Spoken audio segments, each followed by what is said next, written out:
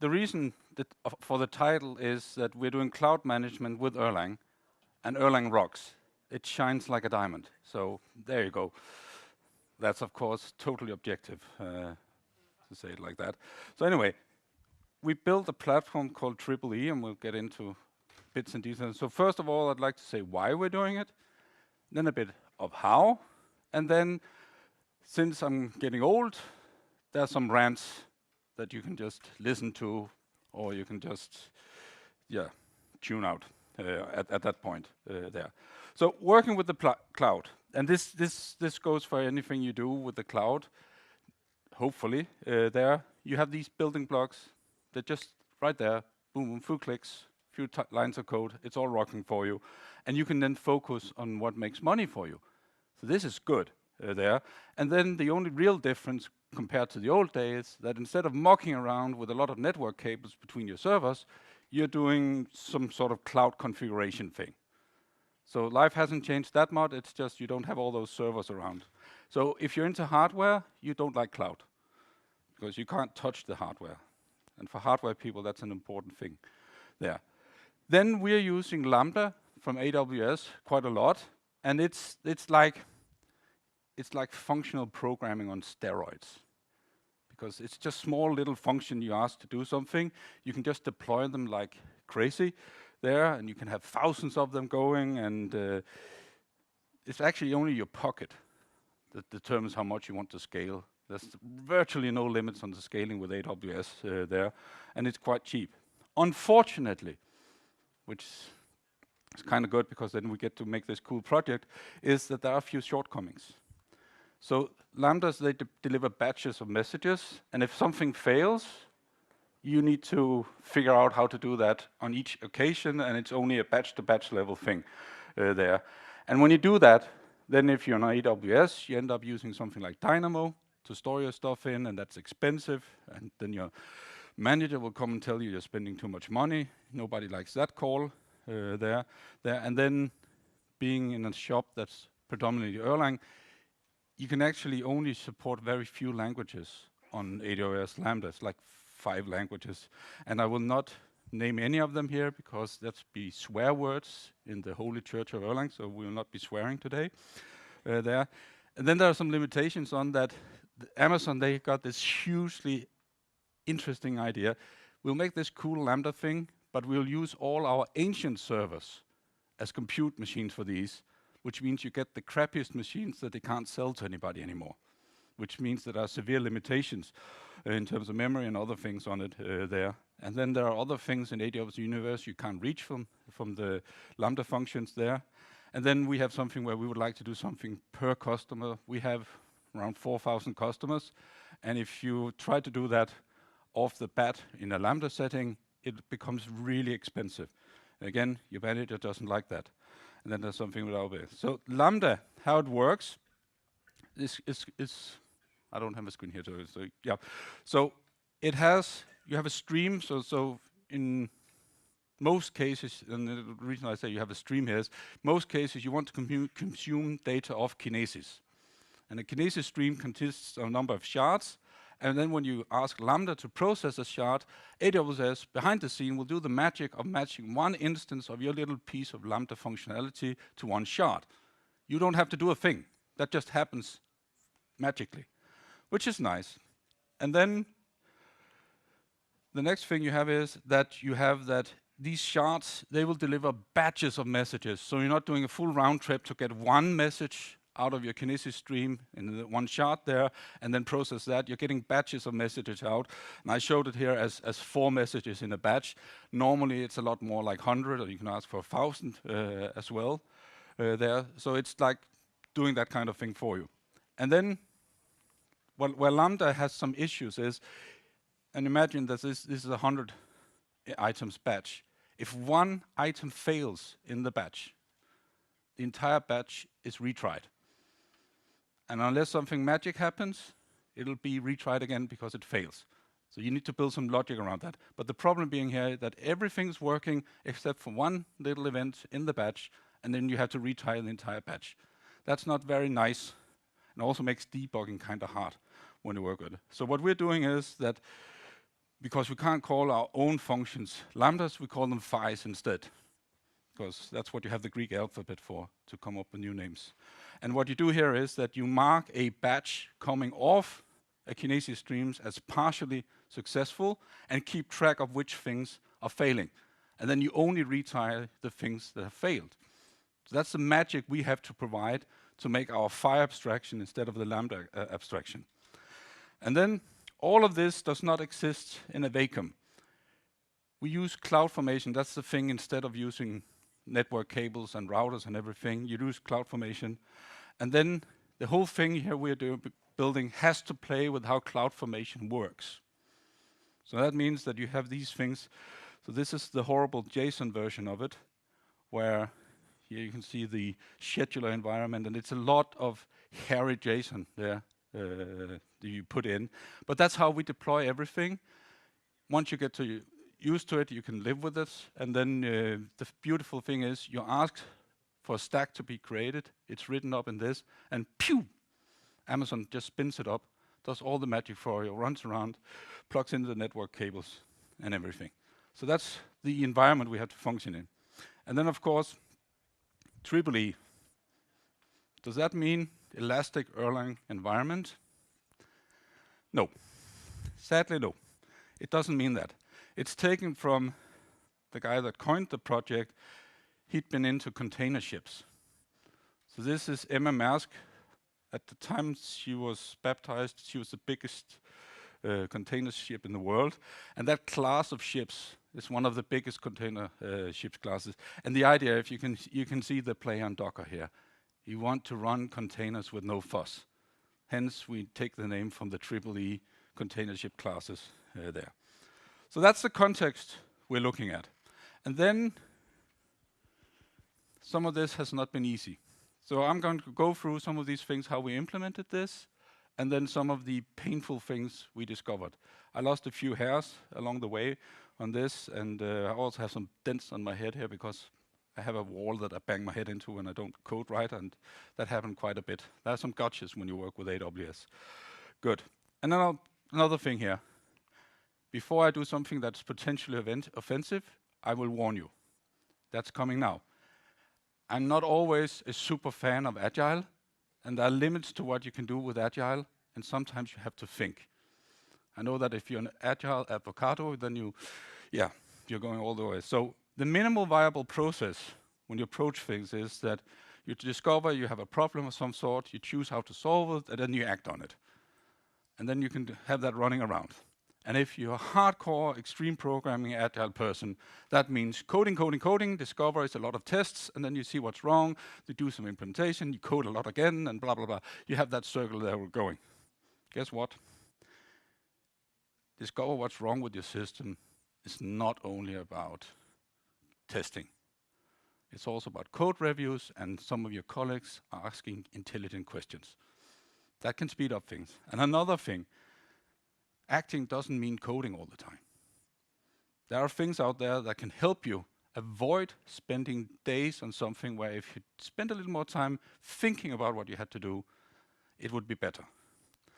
And some of the tools that we've been using as I've always advocated for, interaction diagrams, MSCs, message sequence charts, and state machines. Those are nice things that can communicate what you're trying to do.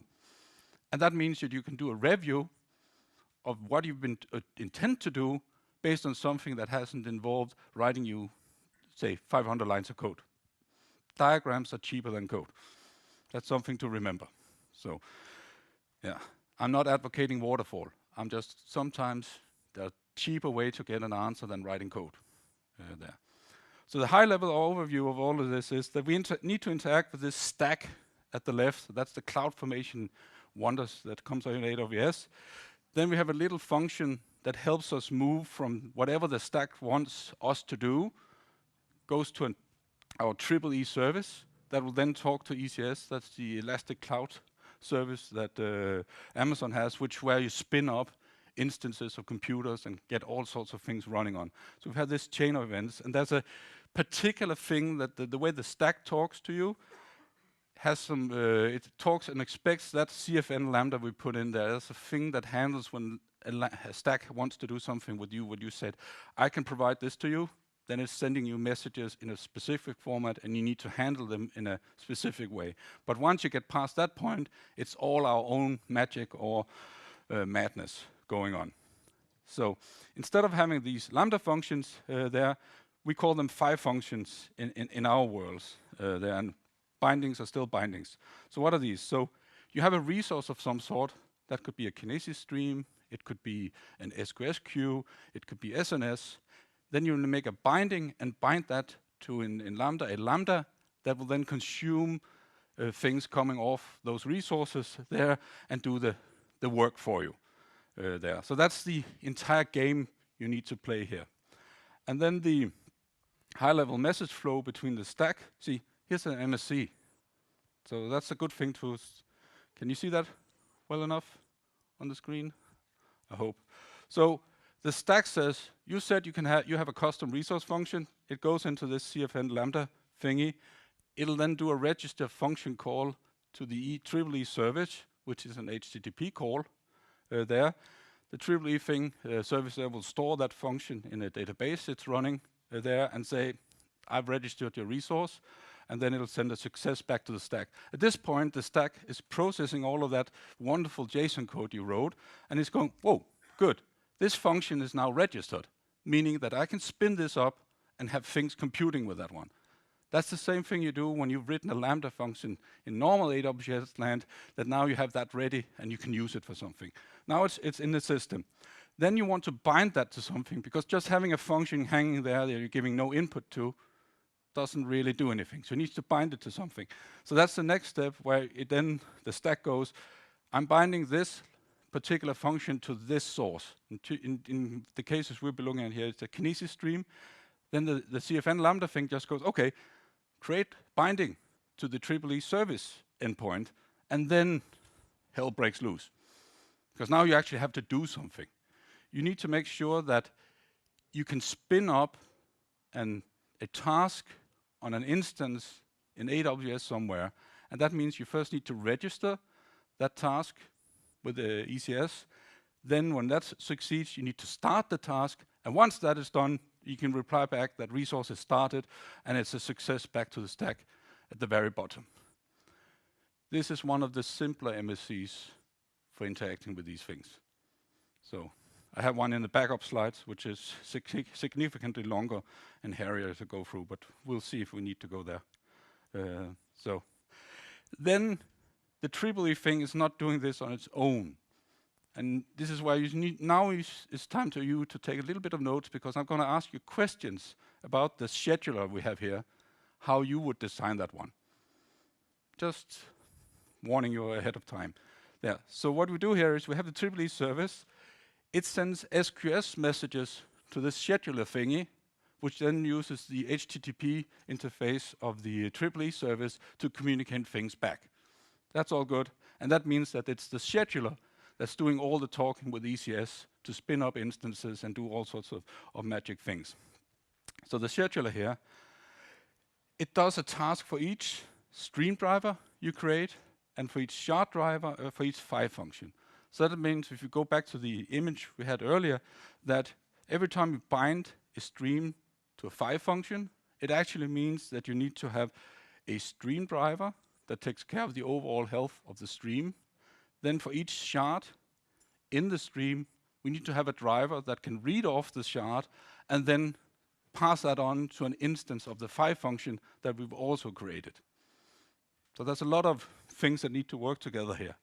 And then if a shard driver dies, so that's the thing processing batches of Kinesis there, then it has to inform the stream driver, and it should be restarted. Same thing if the stream driver dies, that's a bit higher level of thing, so it should be restarted, and all the shard drivers belonging to that stream also has to be restarted. This sounds like Erlang, doesn't it? So, and then here we have the stream driver here. So it's doing one thing that's nice, that is that it's asking the scheduler to start the shard drivers. So the thing you do is you start up the stream driver, and then it'll look at this Kinesis stream and say, oh, I have 27 shards in this one, I'll ask the scheduler to start a streamed shard driver for each of those. So it's just sending SQS messages back to the scheduler there. And whatever the scheduler has some information for the stream driver, it'll use another SQS queue to communicate with it. So they can talk back and forth there, because SQS is not bidirectional. Well, you could try, and you'd lose your mind. So don't do that. And then the stream driver also listens to CloudWatch. Say if somebody goes in and say, I need to scale this system, and a scaling thing with the Kinesis stream is to add more shards. That'll turn into a CloudWatch event, and then the stream driver should be notified, and then they will go, oh, I need to spin up another shard driver there. You could also go there and deleting things, but that's not so funny there. Then we have the shard driver. So that's the thing that consumes data off the shard there, and it forwards batches of messages it reads off the Kinesis stream down to the phi function, which then processes them and acknowledges what goes is going well and what's going not so well. And you can see we have the same thing here, where the scheduler can communicate to this shard driver via SQS, and the shard driver can send messages back to the scheduler via SQS. So when we look at all of this, does this sound vaguely familiar to anybody? This kind of architecture pattern? No, no, not quite. It's on a higher level, higher level. No takers? It's the return of the telco. We are having a telecom architecture here. And if you draw it up slightly different, you'll be going, yes, it is. So here we have the scheduler communicating with the shard driver and the stream drivers. Fewer SQS, that's a control plane. And then you have some weird stuff going on in the data plane that you don't want to bother yourself too much. But it's a typical telecom architecture. So you have to manage that. And you're using Erlang. What could go wrong? Well, tons of things, but it's mostly fun there. So that's the telecom is just returning, and it's taking its vengeance on us. So that's good. Then all these control messages that we're sending back and forth on all these SQS queues there, we started out by just writing them down in documentation somewhere, how these messages should look like. That's the worst place to put anything in the documentation, because even if it's your own documentation, you're not going to read it. So we took it a step further. So we placed all of these definitions in one Erlang app there, and then we devised it so you cannot send a bad message. Because when you want to encode a message to be sent over SQS, it'll validate that the receiver can actually decode it. Okay, data transmission errors can happen, but not that often, so that could cause a problem. But that means that when you fail instantly. Oh, I'm trying to send a bad message to this other guy. I can't do that. That's nice for debugging. There's nothing worse than receiving a badly formatted message and go, ooh, this is not good. Who sent it? And then you need to traverse that. So it's better to fail fast on that one there. And the way we've done it is that we have each receiver. So the scheduler is a receiver, the shard driver and the stream drivers, they're all receivers. And they have a module where they define the kind of messages they have, and how you map those JSON horrible names down to Erlang atoms, so we can work with them, and it says which fields it expects in the JSON blob that it's sending along there. And then you have in the message, Tripoli message module, you have a way to decode, saying, I want to decode something being sent, say, to the scheduler. Here's the raw stuff coming off SQS. Boom, here comes a command out there. And the same way, if you want to encode, say, I'm going to send this command to this receiver, and then you'll get the raw stuff you need to put on SQS out there. So it can't fail there. So here's an example. We build up a request, spawn shard driver. So that's the stream driver wanting to have something started for one particular shard there. Then the message body that has to go into this SQS message is that you encode that, saying the scheduler is a receiver and then the request. And that means if you've done that request incorrectly, you will fail right here. And failing fast is good. For the lack of a better word, good. Yeah, and then you can log some stuff, and then you send the message, and you move on. But this is really nice, because once we did that, there was no more debating about how did that message look like and who didn't update the documentation or anything. It's just a lot better there.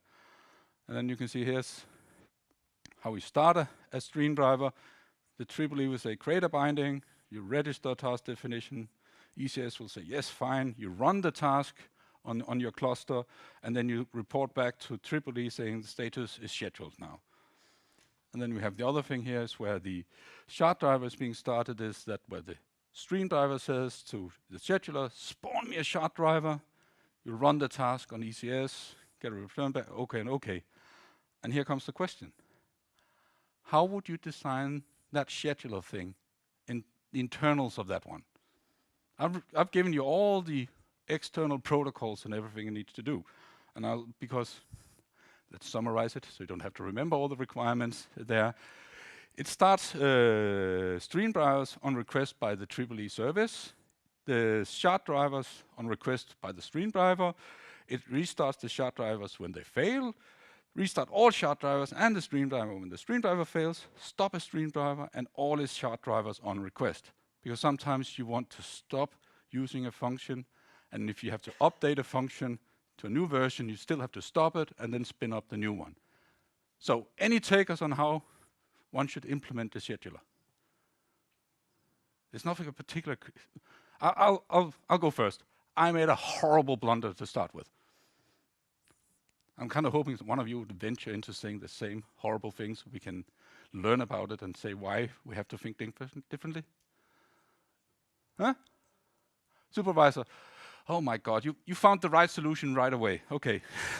So the thing here is, if you're not using processes to model things, please don't use Erlang.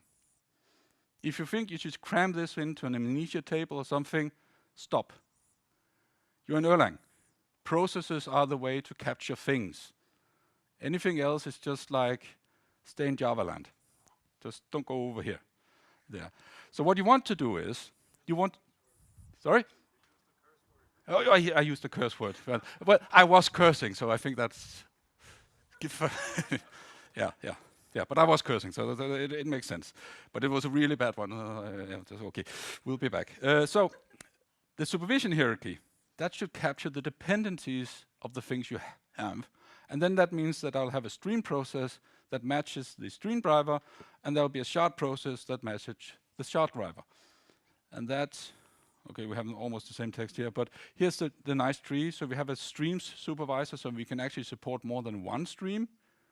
Sounds kind of cool when you do a scalable thing. Then you have the stream supervisor below it. So that's the one taking care of one particular stream. It has a stream process, and it has a shard soup, which is supervising all the shard processes there. And then I've added the supervision strategies up there.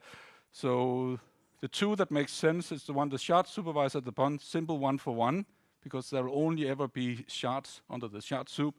Under the stream soup, I've done it as one for rest, so that if the stream process dies, it'll kill the shard supervisor, and we get the behavior we want. I have no clue. I was looking at this yesterday. I have no clue why we used one for the stream soup, because it'll only start stream soup. So I'll need to go back and have a look at that. But this is really, really what you have to do. If you have dependencies like the ones I explained before, put it into a supervision hierarchy. Do not try. I started out putting in all of these things in amnesia, and immediately I felt like I'd rather cut myself at this point than write more amnesia code. You don't want to get to that stage. You actually keep doing processes there. And here, now a warning. I have taken the red pill more than once when it comes to Erlang programming there. So you're warned now. This is start of rant section. So this is the golden trinity of Erlang. These are the three things that if you take one of these things out of Erlang, I'd stop using it. So it's share nothing, fail fast, and failure handling. Those are the things that makes Erlang unique. And everybody else is trying to play copycat on Erlang these days there. Trust me, I've tried the Akka library for Scala. Slightly amusing, but mostly painful. So But the things you do when you're in a job interview session, yeah, you can be excused out of. So the thing that I have a problem with, why I took the red pill, is the OK value tyranny. How many of you have been sitting with code where one of the things it returns is OK, value, or error, reason? How many have sit with library that does that? Yeah. You've been dealing with Erlang code. This is where you now have to spit out the blue pill, take the red pill, and come do something else. So here we have, 1 second, we need to have this one, the defensive programmer. When you start coding, and you bring on a suit like that, when you run into coding, it's because you're doing paint-driven development. Code must be running at all costs, at all time. And you need to handle all errors, because otherwise hell breaks loose. This is not how we should code. It's not fun to take on that suit before you start coding. No, we want to do something else. You want to become the offensive programmer. Term chosen exactly for that reason. There, you have to think, if a process is failing, it deserves to die. It doesn't mean that if you made a coding mistake, that you take out your seppuku and then, no, it doesn't mean that you do that, but you should have your processes do this. And again, if you don't know what to do, let the process die. Don't be a hero and keep it alive.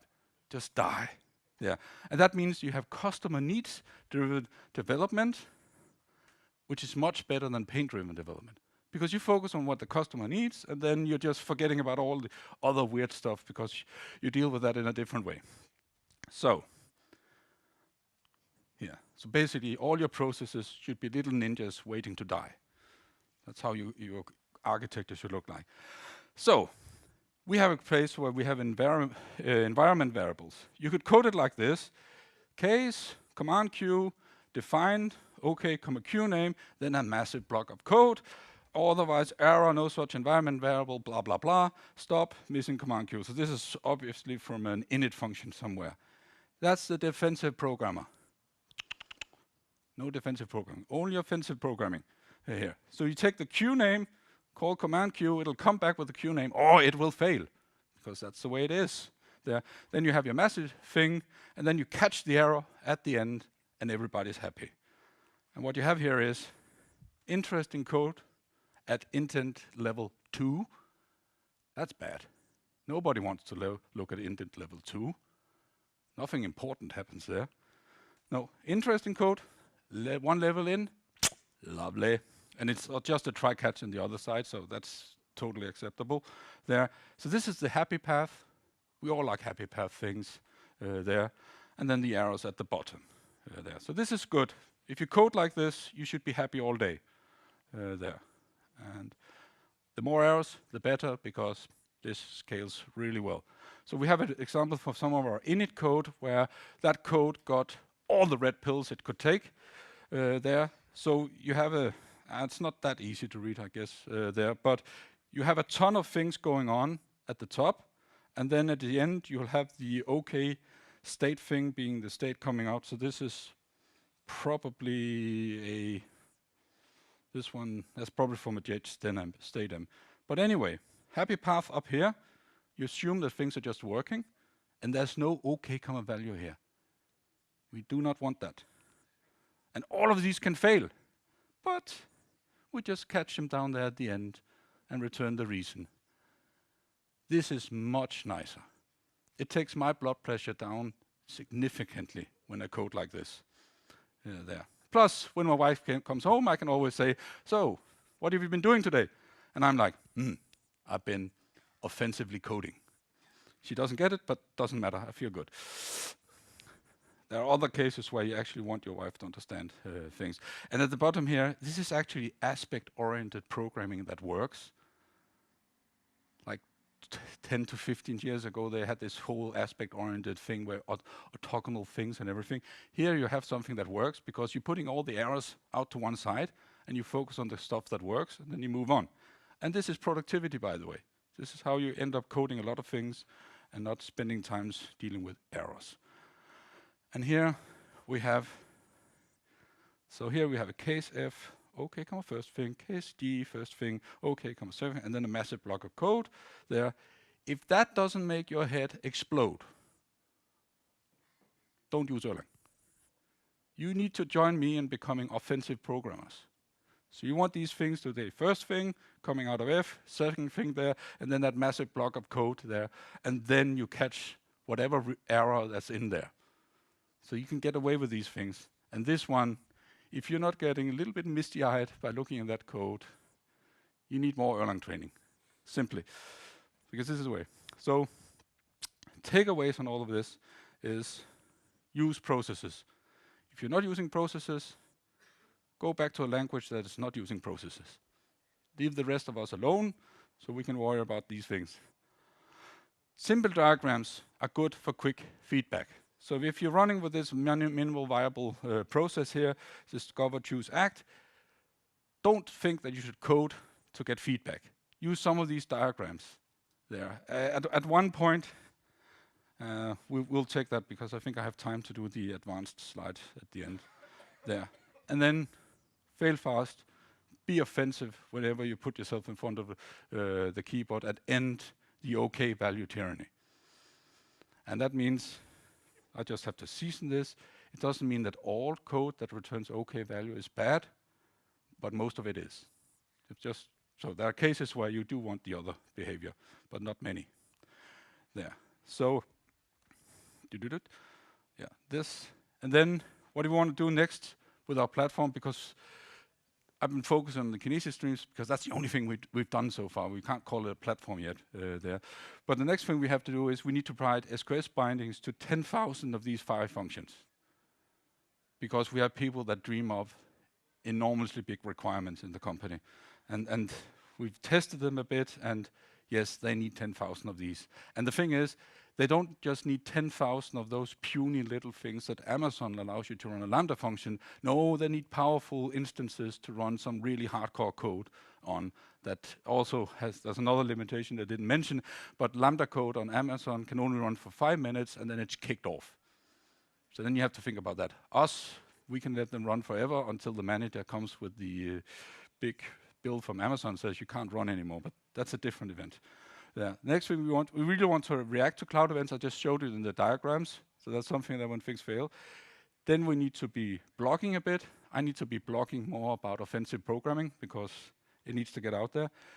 And then once we hook in the cloud events there, we need to have quick check. Because then the state space of what can happen here explodes a million, and then maybe open source comes up. And then I think we have time for this one. So I'd like to show you one of the nasty bits. It's intentionally that you can't see what's going on here. Before I started coding this is where you have a function binding that you want to update. So the idea is that you kill the old things running, then you spin up a new one, and you tell the stack, I've done the thing. And yeah, I can't even read it unless I do this. So there's a, so one of the things you have to do, because you remember when we started a stream driver, you had an SQS queue for communicating to it. When you tear it down, you want that SQS queue to be deleted because you don't need it anymore. So what I was doing, because I didn't write that diagram fully out because who needs that? Chickens. Defensive programmers need that diagram. No, turns out I needed to. So because I had sort of sketched out what I had to do, I was killing the ECS task, forgetting that that's an asynchronous thing. When you ask ECS to stop a task running on a machine somewhere, it takes time before it's deleted. Then instantly after doing that, oh, he's dead. I can remove his command queue. Boom, kill the SQS queue. Those things are not quite of the same speed. So a few seconds later, the thing out there starts reading off the SQS queue because it's not dead yet. It doesn't know that it's dead. And then, boom, it explodes. And what happened when I was doing this, the first time I did it, it worked. The race condition came out to my favor. And then for the next 24 hours, it was not coming out to my favor, and I was scratching my head until I said, wait a minute, I need to go back to basis. So I drew up this diagram and got that all sorted, and then I was just like, Torben, you're an idiot. there. But one of the things here, when you get this request in to do this, then you're asking to stop something. And we've done it so that when you're stopping things, it's a synchronous thing, because you want to know that everything has stopped. All the shards that is part of the stream, they must be stopped before you spin up something new. That's the thing, because those things actually have to checkpoint the state of where they are. That's the thing we also do differently, but they need to checkpoint, and we need to know that that is on disk somewhere before we totally close it off and then spin up the new thing that will go and read those states off disk and then continue. So that has to be fully there. And then we have to avoid that this thing just hangs while this happens, because this can take a minute or 90 seconds sometimes to get all of these things killed. And you don't want to sit around waiting for that to happen and say, oh, I want to start another thing, totally unrelated binding somewhere, and you just say, no, I'm busy stopping somebody else. You don't want that to happen. So what we did was, and this is where I'm going to need your help in a few seconds, we created a process using proclib, very OTPs with all the trims and everything there, and then you could spin that up. It'll be hanging there waiting for all of these things to stop, and then it'll call back and get the second step kicked off when the stop had happened. And this is where I need your help, because I can't. That updater process, in order to answer to sys messages coming from the system saying, what are you doing? It needs to spawn link another process that actually does the waiting. And I'd like to know how to avoid that. We don't need to take that out here, but unless somebody instantly knows it. But this one, that's bugging me, because I'm okay with spinning up a process that does all of these waiting and handles that. But then I need to spin up another process that I spawn link, and then that one is just not, you're not able to communicate with that, but at least it's spawn linked to an OTP process. So there's something there. Yeah, so that's, and just to remember this, don't delete the command queue while you're still polling it. It'll just make everything fall over tremendously. And then another thing, don't be smart when you stop stuff. I tried to say, oh, as a supervisor here, I'll stop the supervisor and use some OTP normal magic to stop all of things below. No. That's not what that stuff is meant for. I don't know what I was thinking, but just don't do that there. Do it as an operation and sync it fully when you want those things to happen. That's otherwise you will be burning days looking like an idiot, like I did, and you don't want to do that. You want to be the offensive programmer in that fine samurai suit, not me in shorts trying to figure out something. That's it. Thank you.